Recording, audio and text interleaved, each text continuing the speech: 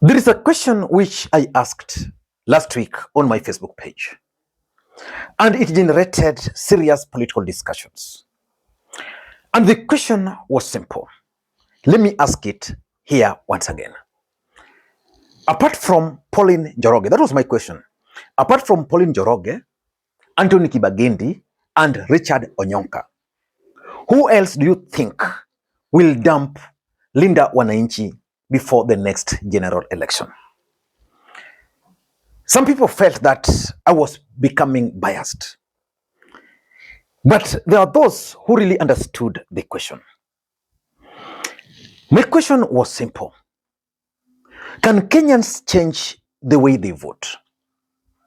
Because when we see Pauline Njoroge in Linda Wananchi, we see Pauline Njoroge, who is the Assistant Organizing Secretary of Jubilee Party. In fact, what you guys are saying is that Pauline Njoroge is representing Uhuru Kenyatta in Linda Wananchi. And when you see Anthony Kibagendi and you see Richard Onyonka in Linda Wananchi, you actually see Fred Matiang'i. And because our politics is always local, at the right time, Anthony Kibagendi and Richard Onyonka will join Fred Matiang'i in Jubilee for them to secure their seats in that region. Edwin Sifuna will remain in Linda Wananchi because he's going to be a presidential candidate. The Luhya nation and the young people are piling a lot of pressure on him. So it would make political sense for him to stay there. Pauline Njoroge will go where Uhuru Kenyatta will go. That was my idea of that question. And yesterday, something similar happened. Morara Kebaso was on Obina TV and listening to him briefly. Inject party? Is it still there? Inject party itakaa kwa kabati. Okay. Kwa saa hizi tunafanya kazi na chama ya Dr. Fred Matiang'i. As a matter of fact, Morara is now realizing that politics is local, the political reality on the ground. Hiyo chama gani? Jubilee Party. Jubilee Party. Oh, umejoin Jubilee Party? Yes. We have to go with the realities of the politics of the day. Okay.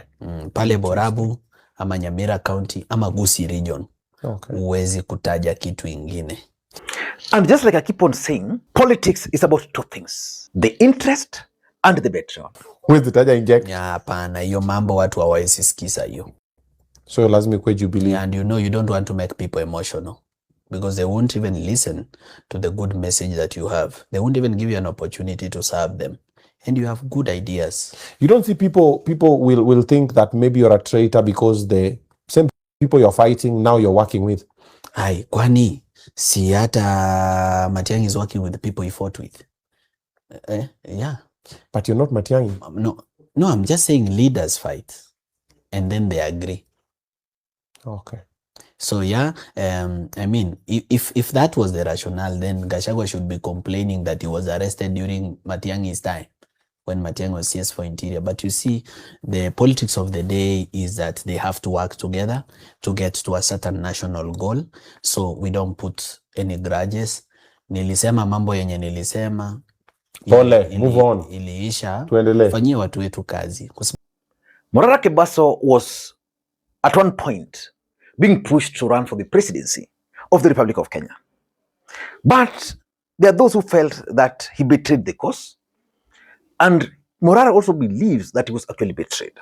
But if you keep remembering this kind of things, sasa utabeba ngapi?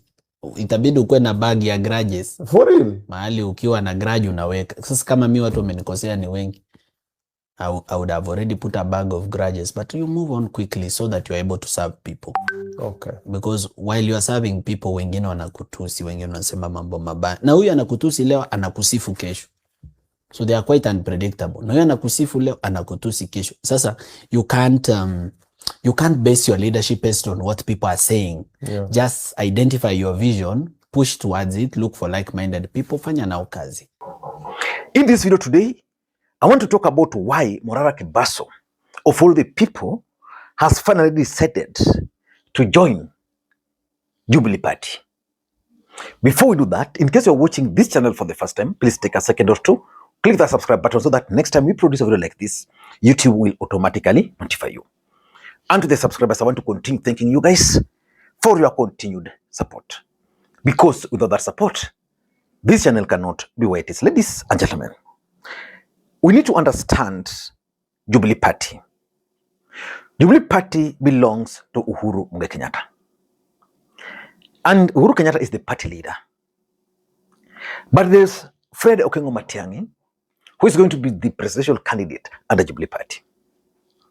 And because our politics is local, Morara Kebaso has realized that for him, he must be in that Jubilee Party. So the first reason why Morara Kebaso is joining Jubilee Party is because our politics is local. We're not talking of political realities. In fact, if there's one person who is facing the dilemma of politics being local, it's none other than Babu Owino. Babu Owino wants to run for the governor of Nairobi. He's very popular. But Rigathi Gachagua has a party, DCP, and has a candidate in Nairobi. And yes, he supports us in Nairobi.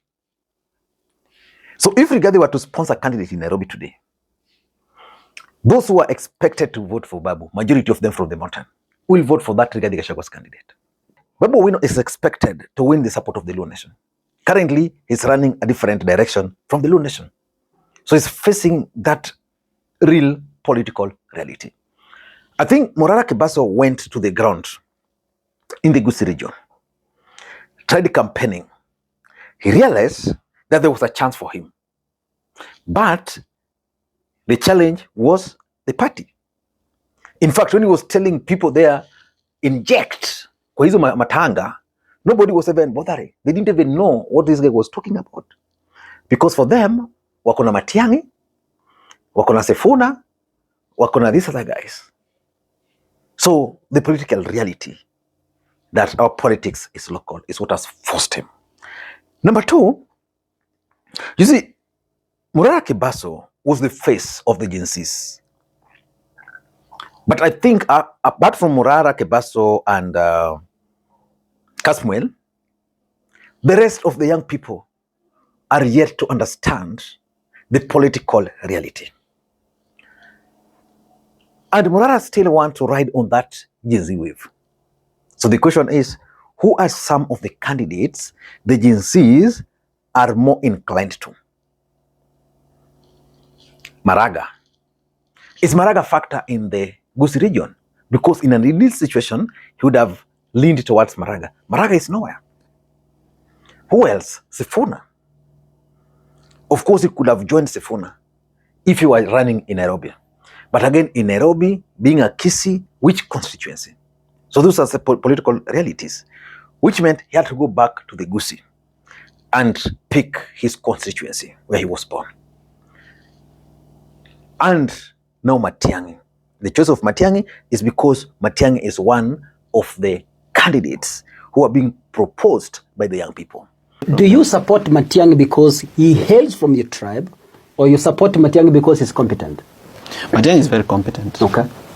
And he's exceptional. Not just because he's from my tribe. Yes. We are not the most proud people about Matiang'i. Kenyans out there who are not Kisiis, are some of them are even more patriotic and more loving to Matiang'i than us. Because they saw what he did in the Ministry of ICT, they saw what he did in the Ministry of Education, they saw what he did when he was in Interior, they saw what he has done in government. I have seen Morara Kebaso. I can say Matiang'i is human, he has his errors. But he is exceptional in his performance. He does things with military precision. If you give him an opportunity, and he chooses competent people. Yes. Because you should remember that when Matiang'i was at the Ministry of Education, he is the one who brought Magoha to be the chair of the Kenya National Examination Council. Who then Magoha went on to become the CS for Education. How was Magoha? Excellent. Yes. It means what wanaweka, the people he puts to do the job, are also competent because he believes in competence.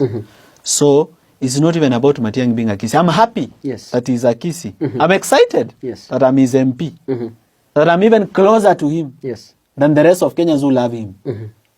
that I can cross from my fence to his house. Let him go out there and serve Kenyans with exceptional excellence. He's not perfect. Am I perfect? I'm not. In fact, if politics was not the way it is, in fact, if politics was not dynamic, the way it keeps on changing, Matiang'i would still be the preferred Gen Z candidate. So I think the young people, Morara believes that the young people will not have any problem with him working with Fred Matiang'i, so that he will kill two birds with one stone.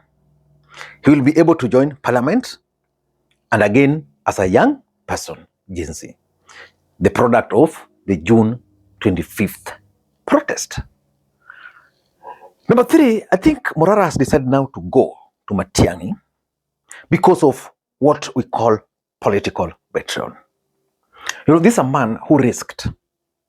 He went across the country. At some point, he was being hunted down like an antelope.